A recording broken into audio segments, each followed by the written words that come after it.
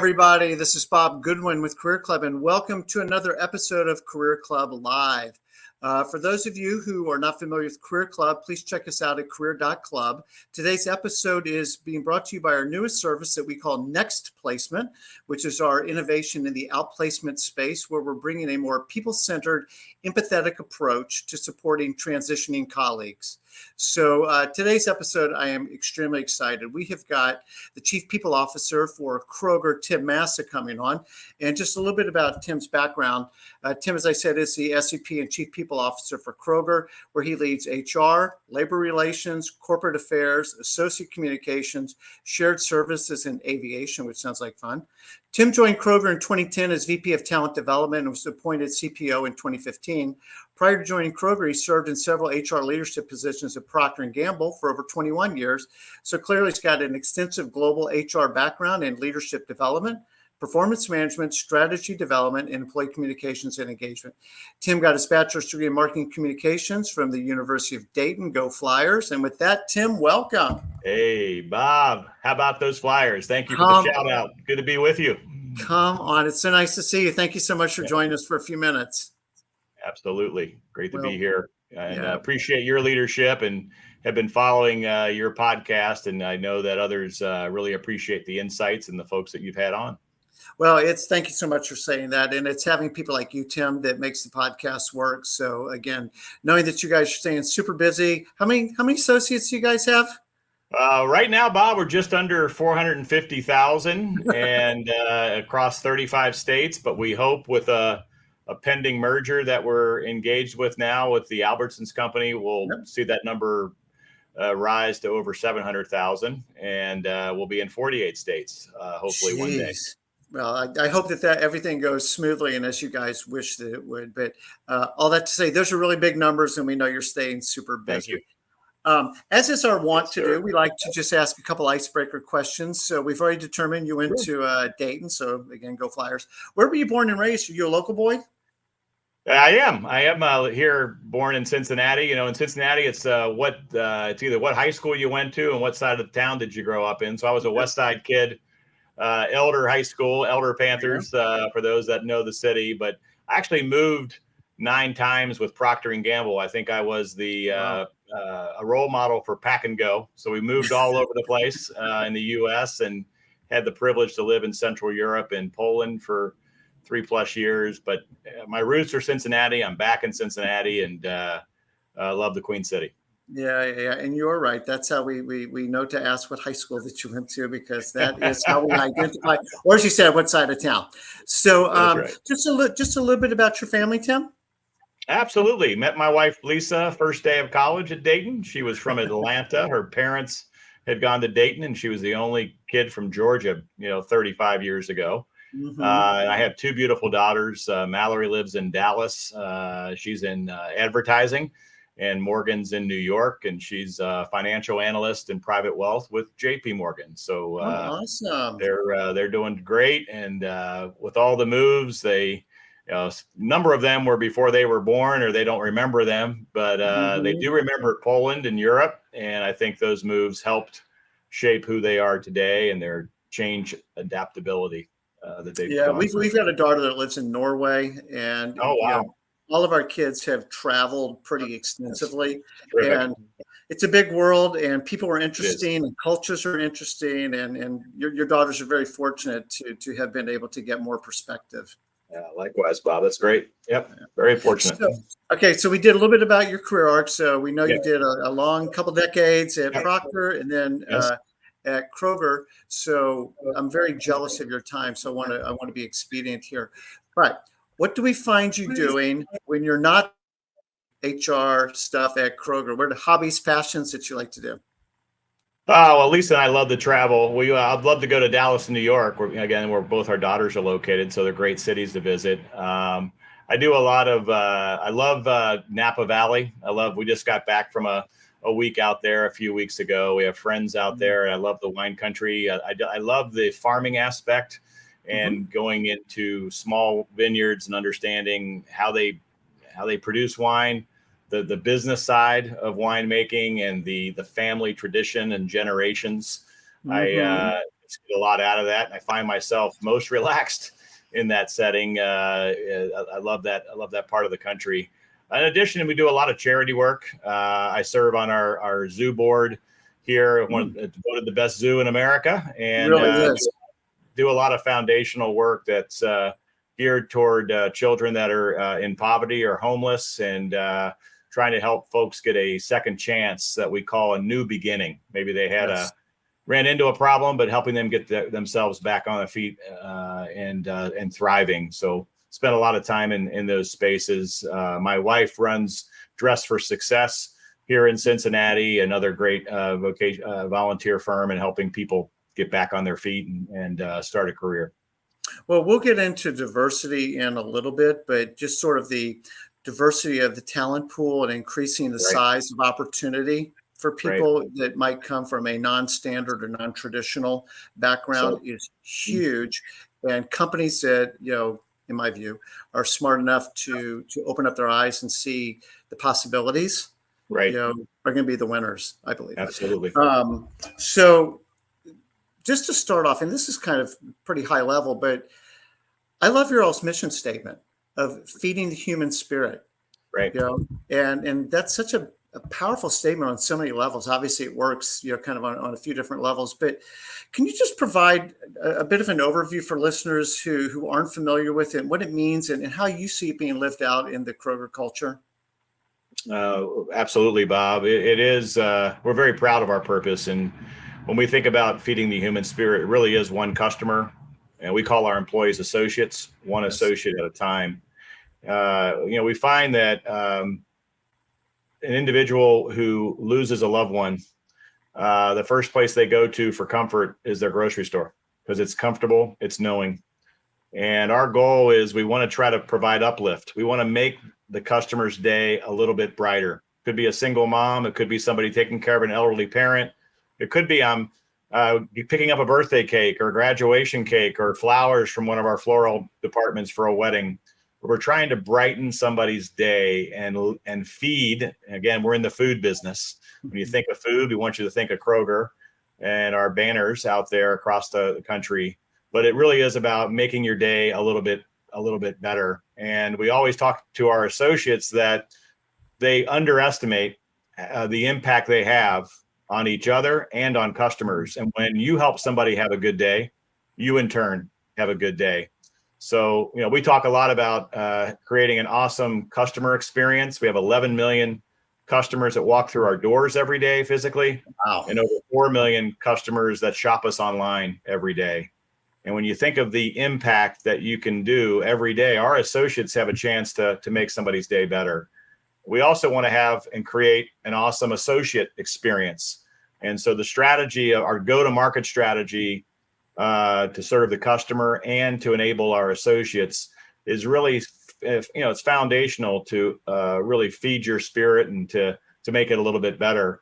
And all of that, Bob, is predicated on us following a set of values. No matter what, in any company we think about bringing into the Kroger portfolio or any decision we're making, we really look at our values to guide us to do the right thing with respect and diversity and safety and integrity. Things like that really are paramount.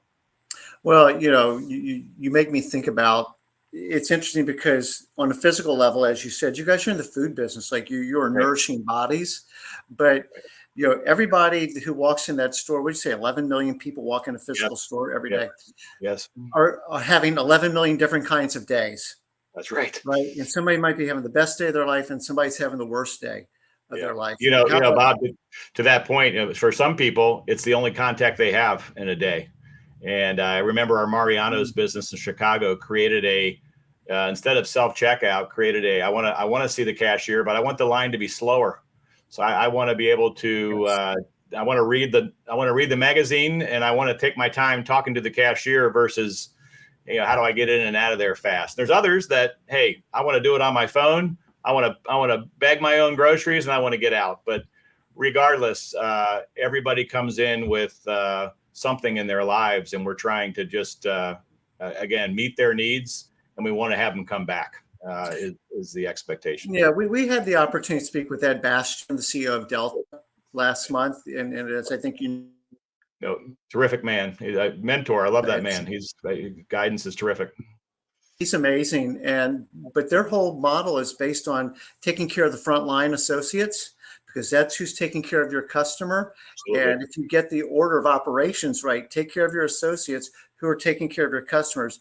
By definition, your stakeholders. That's right. Which allows you to keep investing in the business in that virtuous circle that creates. So well said. Just flew with them recently, and on my seat was "Thank you for your business." Personalized card that the flight attendant wrote. While we were flying, it was that's just those little touches. You'll remember those things.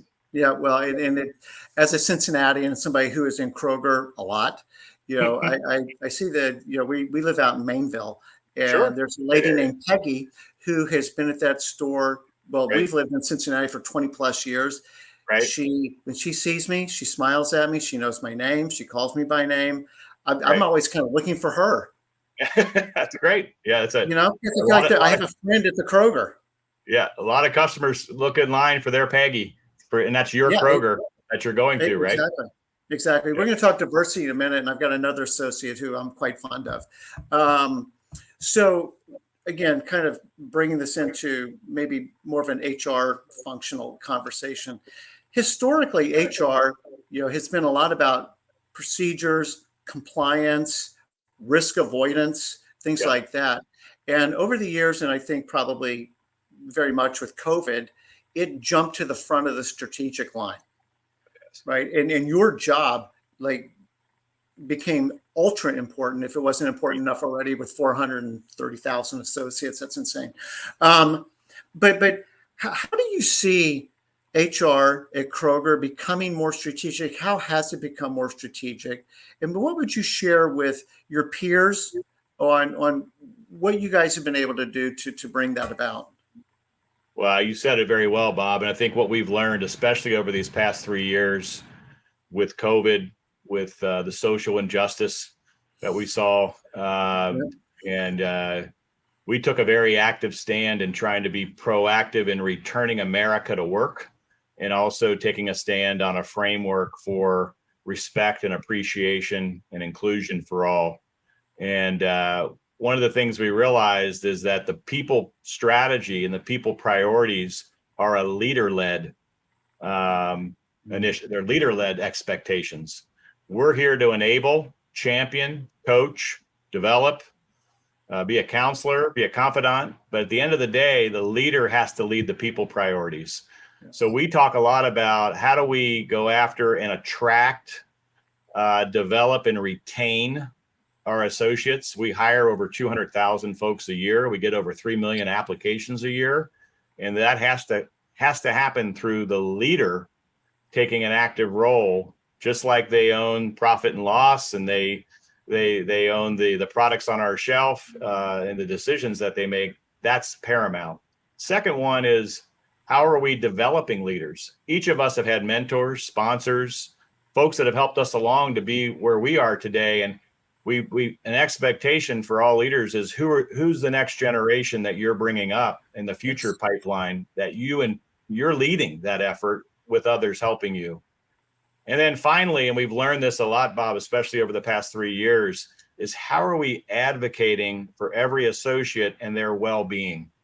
And we've taken a very comprehensive approach that well-being, obviously emotional and the mental toil. And my goodness, are we seeing that today? Our stores, our parking lots, our fuel stations are really an example of society today. Yes. And we have things that are happening in our stores that are, people are acting out in our stores. That's because it's the town center, if you will.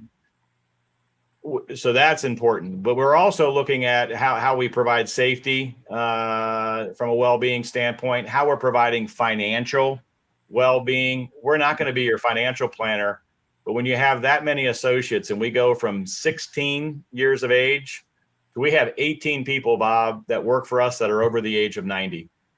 And I thought you were going to say 80. I'm waiting for Tim to say 80. Everybody in between, exactly. And one of the things we've done with a company that's affiliated with Goldman Sachs called ACO is we're providing financial well-being, financial education, how to save for a car, how to save for your first house, how to save for college, et cetera, trying to build skills to be more proficient financially in your life. And importantly, career well-being as well. As an individual understand what they're signing up for, what's expected in a role, how to help upskill and build capabilities.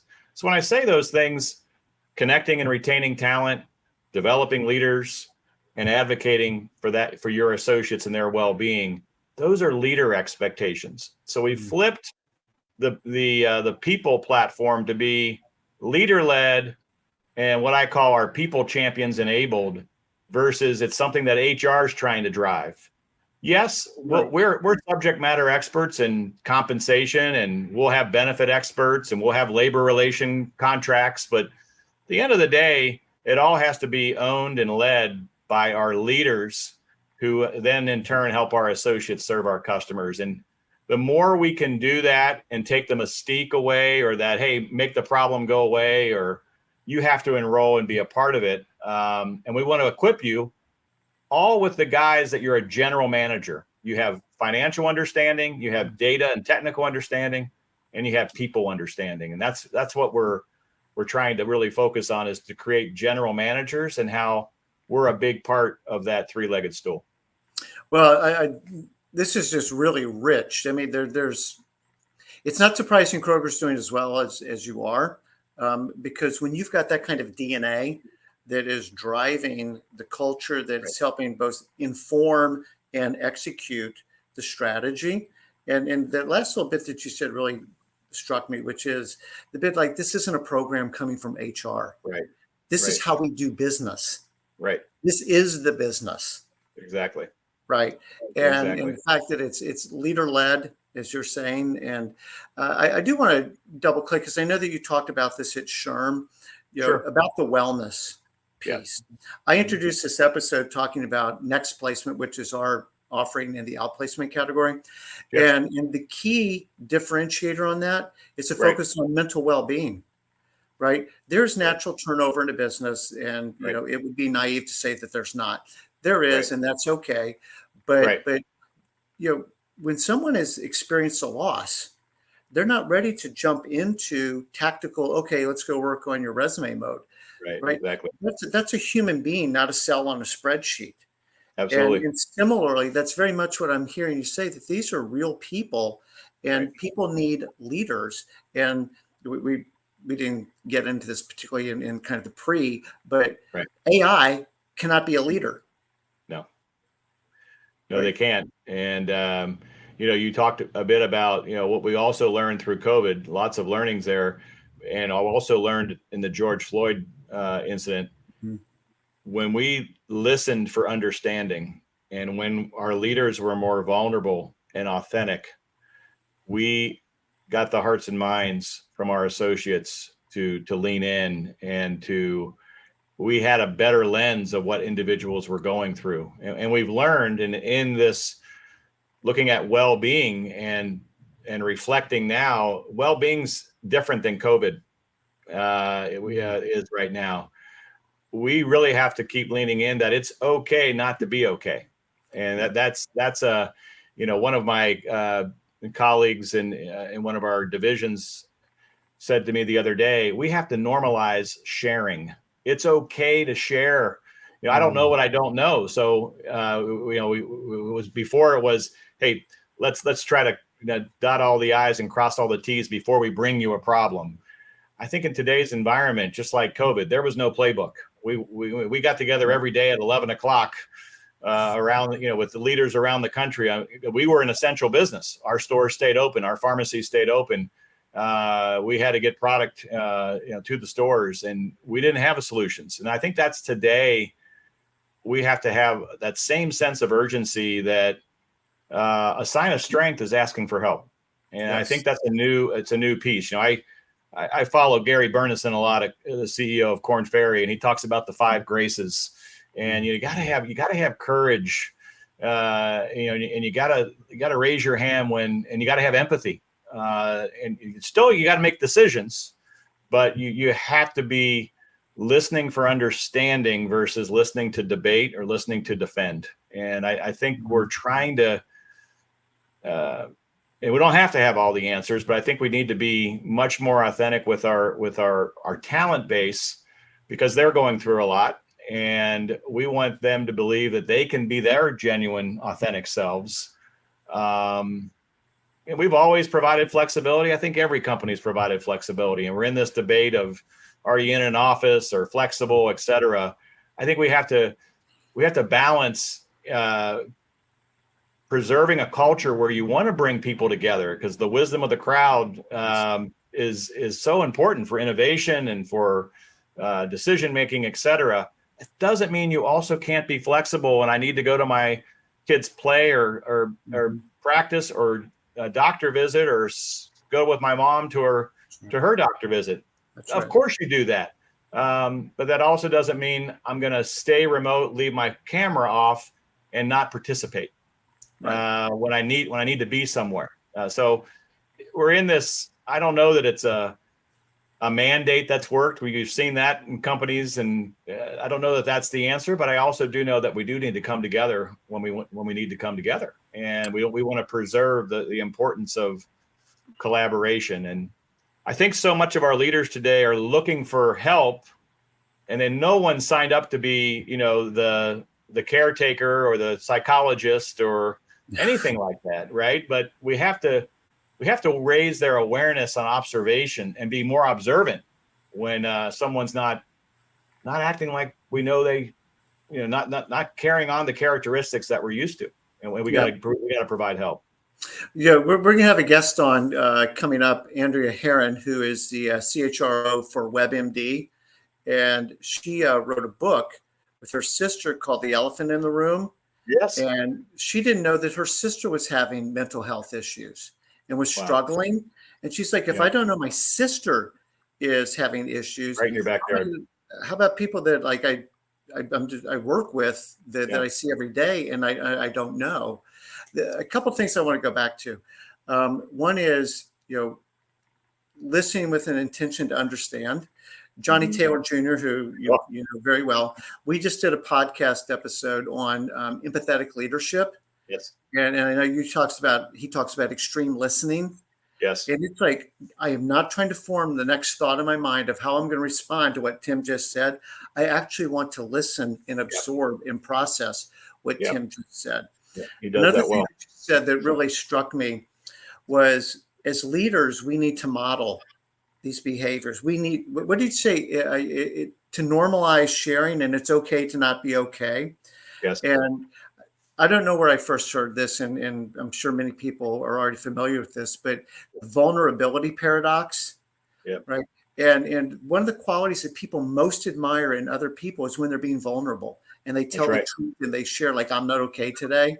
Yes. But it's the paradox is we love that in other people, but it's a thing that often we're the most afraid to give. That's right. Right. So once you can, and then so to your point about the 5 graces, then it takes courage to kind of break through that fear of being authentic. Mm-hmm. Mm-hmm. But when you can do that with a team, it is amazing how they flourish. It really is, Bob. And that's, I think folks they will go through a wall for you. And also, I think picking up when you're listening for understanding without prying into their personal situation, you'll pick up things and then asking about those things. I really tried on each of my 16 direct reports. I try to know something about them, or a trip they're going on, or, what's going on with a parent or a child or their dog or a sister, or so whatever is important to them. I think that's the piece. And you're not going to remember everything, and nor do you need to be best friends, but you do need to show interest. I mean, these are folks that you spend more time with than your family in many regards, and that you call on for pieces. I heard recently at an HRPA group with fellow HR officers that I'm a part of.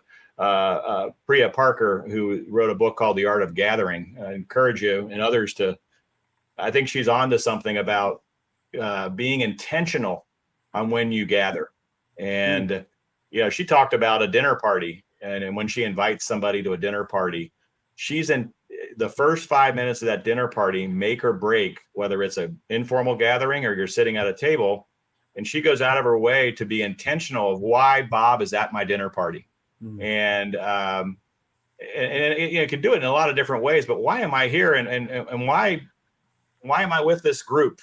And he talks about the power of, invitation. And I think in today's environment, where people are got so many options, and are really trying to protect their time. How do we ensure that we're intentional about when we need to come together? It's fascinating, and I think it's a form of listening. If we're more intentional on, if I'm telling you to come into office, then you sit in your workstation or your office and don't talk to anybody all day. What does that do for us? Versus let's come together. I see a lot of my colleagues now that do one-on-ones by walking around the city. They do, it's because they want to get out. Yep. They see somebody they haven't seen, but they feel energized. And not that you can do that for everything, but they're just trying to get ways to drive collaboration. I think when you can connect with people and they know that you genuinely want to understand them and connect with them as a human being, not right. just a work producing unit. Yes. That's how you build relationship, and relationship is what builds trust. Because right. sometimes as leaders, we have to ask people to do something they do that they don't want to do, don't understand why they're being asked, aren't comfortable doing it, are afraid to do it, pick something. But there's some initial resistance. But if I trust Tim, and Tim asks me to do something that I don't really understand, but I do trust Tim has my best interests. Yes. Sure. Like, what else do you want me to do? I'm happy to go do that. But that takes time. And I love your word intentionality. Yes. This has to be intentional. Again, all of this to me kind of roots in authenticity. Mm-hmm. Right? These have to be authentic behaviors. I can fake some of it, but people pick up on that pretty quickly.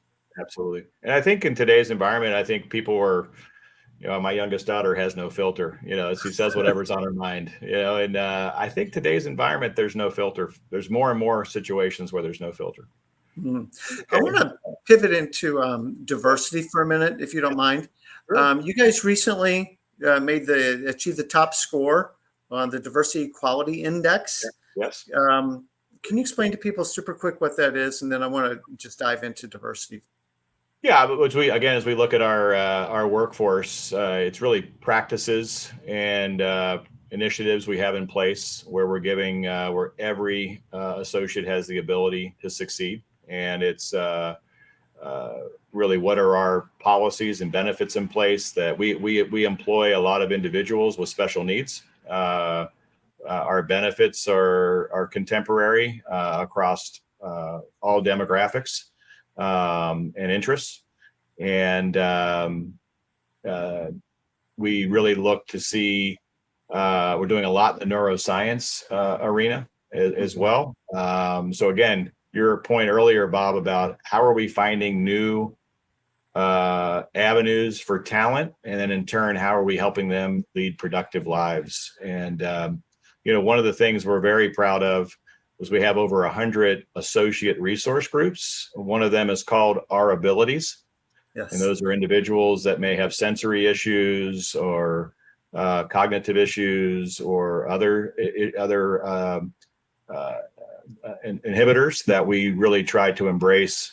And actually through our associates, how they become a support group for one another, and also help us see how they can be, very strong contributors to our business. So it's those practices that we annually share with what we're doing, and we always want to benchmark ourselves against. And we received that perfect score once again, and it's led by our chief diversity leader and his team that helped bring that together. But it really is through our stores and our facilities and warehouses and plants where it all comes to life. As a customer, you did a post on this, I think last week, that you guys had gotten that recognition. Yes. And I commented on it. At the Harper's Point store in Cincinnati, Great store. there's a young man named Robbie who has Down syndrome. Yep. And I used to lead before COVID. We now do it by Zoom, but a men's group, and we would meet at the coffee in Harper's area, right in that store, which I think has now been remodeled from that. Yeah. But we saw Robbie every week, and Robbie is a Special Olympics athlete. Yep. He's an amazing skier. He's a really good golfer. Yes. But back to, like, Robbie was part of my community, is part of my community, which is really, really cool. But it also, again, for me, you can win awards and whatever, but I was seeing it firsthand that young man and other folks that you could tell had some challenges, but they were welcomed and were thriving within the Kroger culture. Absolutely. We had a meeting yesterday with our Albertsons leadership team as part of the potential merger we're looking at, and we start every meeting, Bob, with what we call an uplift. I mean, you would appreciate this, and it really is. It's a story like Robbie or somewhere. Hey, what happened? What happened yesterday where we saw something good happen in our stores or in our workplace? And we asked Albertsons to share one of their stories yesterday on what they do with their stores, and they highlighted a young man who's blind, and he's a beggar. At the end of the aisle there, bagging your groceries. And they showed how this young man was able through touch to know how to bag hot and cold, perishable, non-perishable, soft hard, and how he became so skilled at it. At the same time, he was carrying on a conversation with the customers that they had a line outside down the aisle because they all wanted to be in his lane, and how he made them feel, and that how special it was. So that's another great example. So we talked earlier about, no filters, people wanting to bring their whole self to work, and that being encouraged. So the problem with diversity is you get diversity, right? And so not everybody sees eye to eye on everything.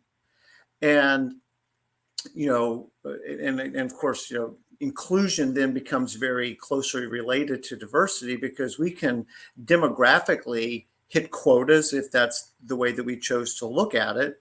But the real magic is in the inclusion part. Yes. What are your lessons on how to have people that might be at polar ends of an issue? Because you guys truly do cover all the geography of American society, both from your customer base and your associate base. How do you manage the diversity in dialogue and in engagement? Well, I think one of the pieces you hear, in addition to feed the human spirit, we talk about fresh for everyone. And we really mean for everyone. And we really approach it more out of, we respect and appreciate each customer and what they stand for, what they bring, and also each associate. And as long as we're following our values, and that you can shop in a safe environment, you can work in a safe environment, you can be with integrity and respect and honesty, then we're going to be open for business. And we look to value differences and try to encourage forums where differences we can debate, we can agree, we can disagree, but then we move forward based on our values on what we stand for. We're not a quota company, but we are more of we want to embrace, again, people from all demographics, from all backgrounds, from all experiences. Bob, this from P&G, and was mainly a build from within. Kroger was a lot build from within. The external came at Kroger from merged companies that brought different talent in. I've been here now 13 years, 9 in the top chair. And, even 13 years ago, it wasn't very common to come in from the outside if you weren't from a merger. And if you did, it was primarily you came in as a functional expert in technology or finance or tax or HR. Now you're seeing where we're bringing in more individuals externally in merchandising, in operations, kind of the crown jewels, if you will, of the business, not from a merger. And again, it's because we value different experiences, and we need talent with different backgrounds to help drive a strategic focus area. So we will always lean, Bob, on respect and appreciation for our customers and for our associates. And even in today's environment with all that's being said about diversity and inclusion, I believe that the long game and the right game is to stay foundational in our beliefs. And that's what we will continue to do. Well, I just hashtag respect and appreciation, because that really is, if I can be respectful, because we can disagree without being disagreeable. And I know that's a cliche, but cliches tend to become them for good reasons. But honestly, like being respectful and appreciating, even though I don't completely understand where you're coming from, Tim, or why you're taking that position. Correct. I respect you. You're my colleague, and we can continue to dialogue. And once the decision's been made, we're all on Team Kroger, and we'll move forward accordingly. So kind of last little bit of topic here. Sure. Is, and this is one of my favorite questions to ask our guests. When you think about you're interviewing somebody to come join the team, and then maybe this is a good example that you just gave, somebody who comes from outside of Kroger, so they're not already imbued in Krogerness. Is that a word? What are the character qualities? What are the attributes that you're looking for in new associates? Number one, I think in today's environment, you have to be a collaborator. My boss, my chairman and CEO, Roddy McMullen, who just celebrated his 45th year yesterday, always says that no one, and especially since COVID, Bob, no one can solve anything on their own. And if you're sitting in a room with a bunch of colleagues that are in the same function or the same role or the same profession, you don't have a tenth of the solution, because today's environment requires so much cross-functional insight and different perspectives. And that's, again, back to that general manager piece. You can't just look at it from a finance view or from a people view or a marketing view. But when you bring it all together, I can help influence the message we want to share about the company, and how we grow and how we save money and make money, that type of thing. So I do think collaboration and being able to collaborate across different areas of the business. And, I truly believe, maybe not in my lifetime, Bob, been at it for a while, but I think functions go away.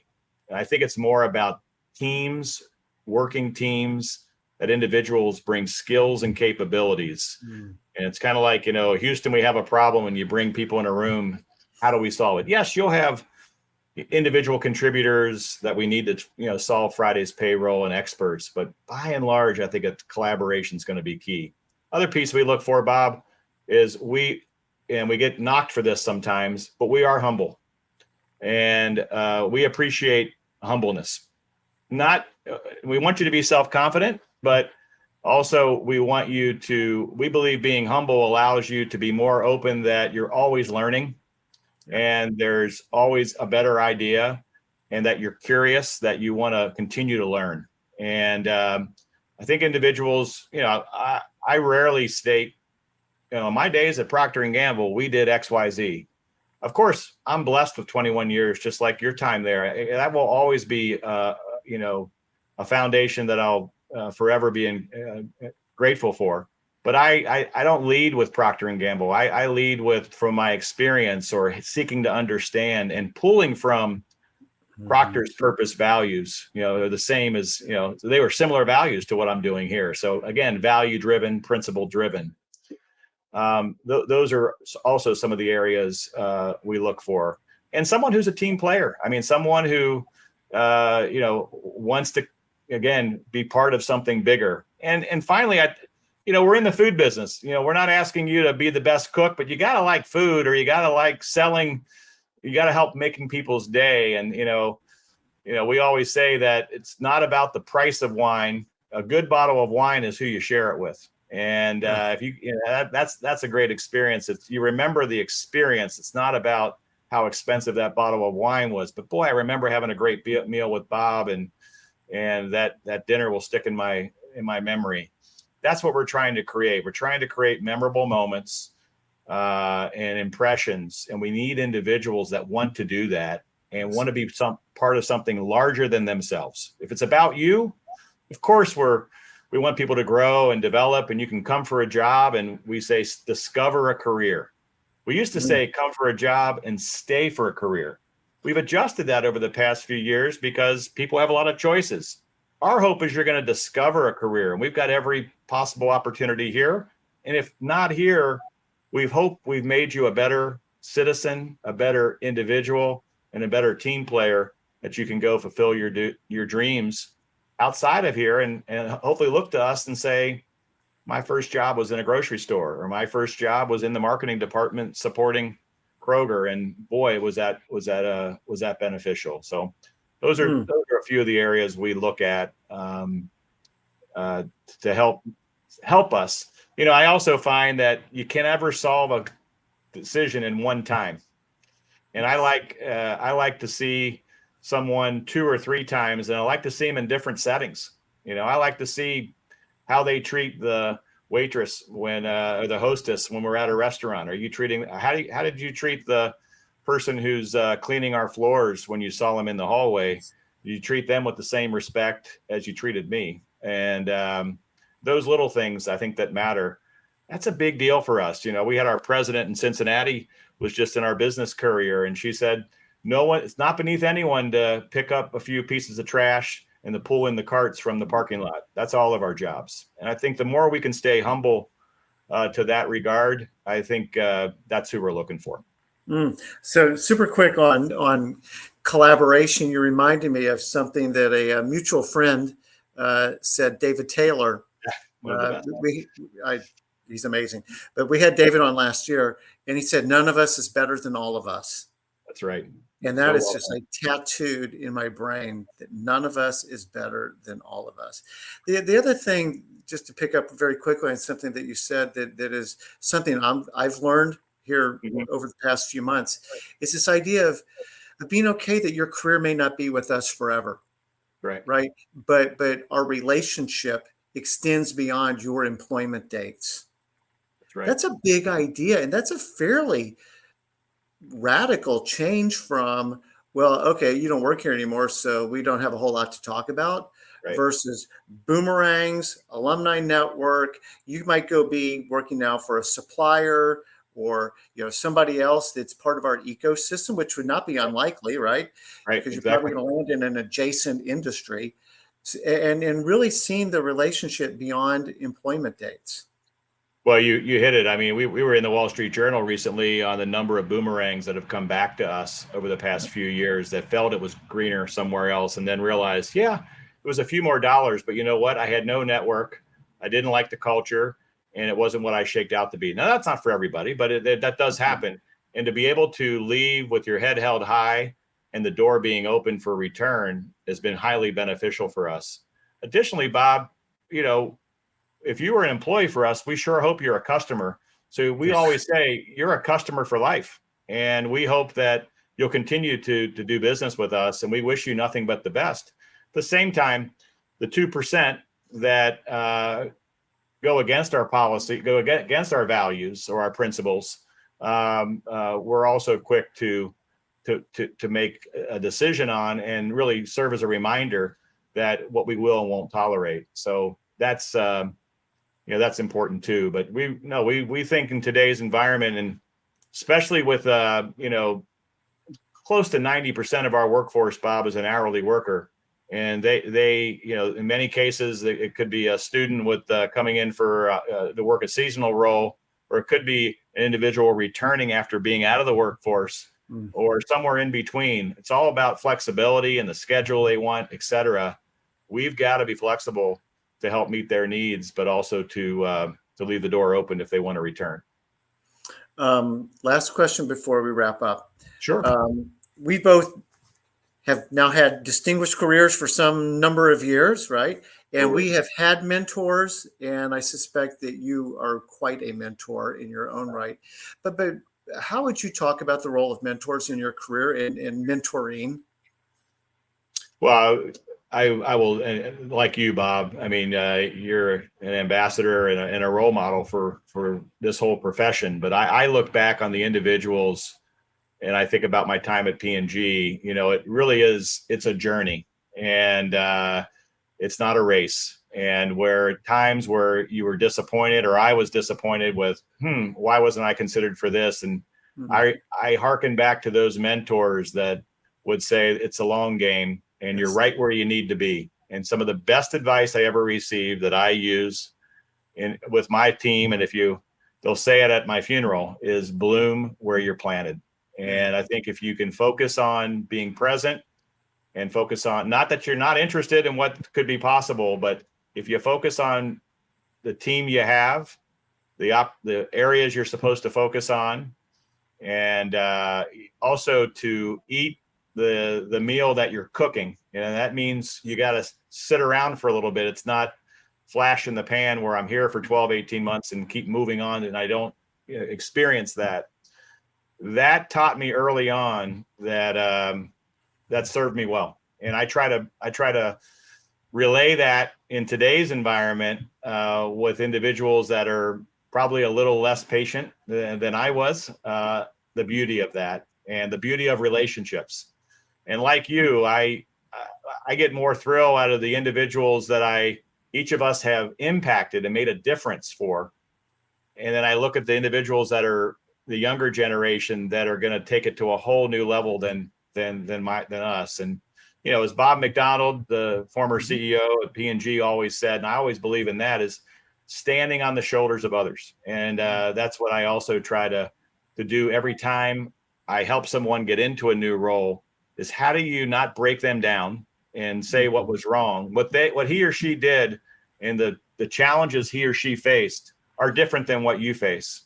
And the only way you're going to get better is to stand on their shoulders versus to come in and you know, crap all over it and act like you're the savior. That's not the point. You want to take it to a different level, thankful of the individuals that were before you. So I talk about that a lot. I talk about blooming where you're planted.